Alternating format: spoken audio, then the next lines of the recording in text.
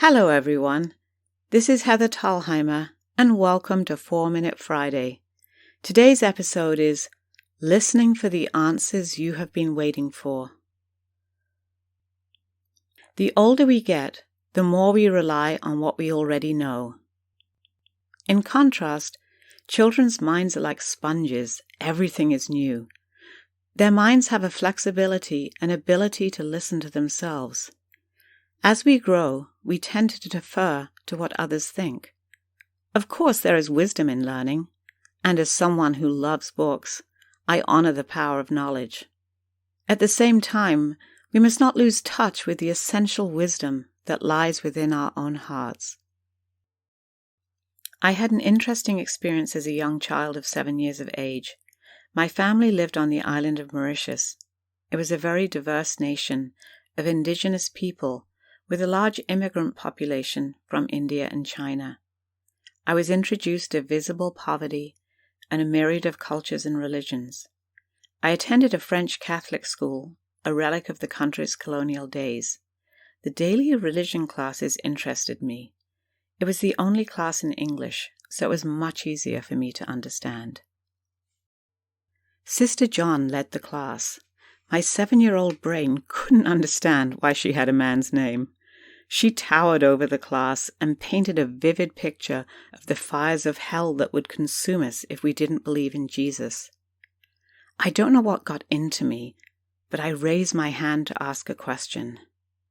Sister John, but what happens if you never heard of Jesus, but were a really good Hindu? You followed all the rules and did everything right and were really good your whole life. Couldn't you go to heaven? Silence filled the classroom. I had asked the question you weren't supposed to ask. I remember as clear as day, Sister John looked me straight in the eye and said, "Absolutely not. You have to believe in Jesus." I couldn't believe my own courage as I followed up with another question. But what if no one ever told you about Jesus? Red spread up Sister John's neck and into her face and cheeks. To this day, I wonder if she was secretly unnerved by such an innocent question. But, with the full force of doctrine, she came down on me and declared, "It's just not possible to get into heaven without Jesus." I remember my 7-year-old self being taken aback, and then a revelation hit me. Wow, my heart is bigger than God's. I would let him into heaven. The memory of that moment is not connected as much to a theological insight as it is to the reminder to listen to myself, to discern what is true. That is not an easy thing to do. As adults, our lives are filled with so many responsibilities and concerns that we don't carve out time to listen, to quiet ourselves, and hear what is really there, and trust the wisdom from within. Recently, I have been dipping into the book I Am That, an interesting record of conversations between Nisargadatta Maharaj and numerous seekers who traveled from all over the world to ask questions to a timeless teacher. People were never turned away from his humble abode in Mumbai. He had no formal education, but to those who came to him, he gave hope and the encouragement to look beyond the mind to find the self.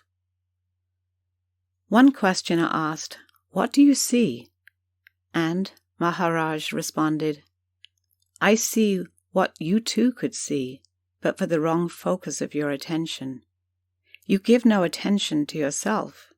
Your mind is all with things, people, and ideas, never with yourself. Bring yourself into focus, become aware of your own existence. See how you function.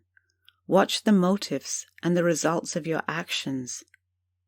Study the prison you have inadvertently built around yourself. By knowing what you are not, you come to know yourself." He went on to say that we discover who we are by being earnest, by searching, inquiring, questioning daily and hourly by giving one's life to this discovery. The clarity of the Maharaj's response struck me.